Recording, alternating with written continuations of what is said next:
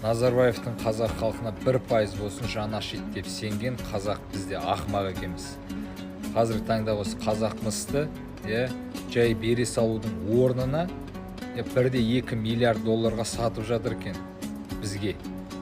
Оны Нұрлан Артықбаев, осы Қазақстройдың басшысы, швейцариялық Mercury атты ең үлкен компаниялардың бірінен қарыз алып сатып алып жатыр екен. Сонда 30 жыл бойы жеді қазақтың байлығын, киім, агайлар, соның қызығын көрді, қазақ емес. Оның қызығын көріп, шетелде Лондоннан үй алды, отбасына, жақындарына жағдай жасады. Сол уақытта біздің жезқазғанымыз, әлі күнге дейін 60 жылдағыдай ғұмыр кешіп жүр. Қанша ауру болды, балалар қанша денсаулығынан айырылды.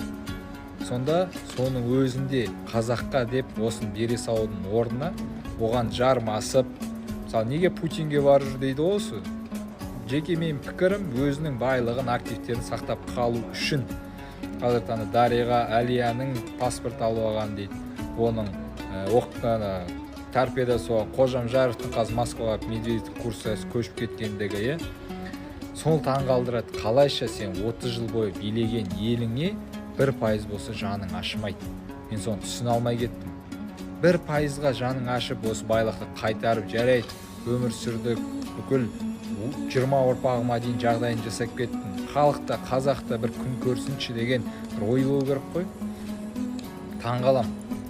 Кейбіреулер жазыпты, осы бәлкім ол қалмақ шығар, сөйтіп қазақ халқынан кек алып жатқан шығар деп.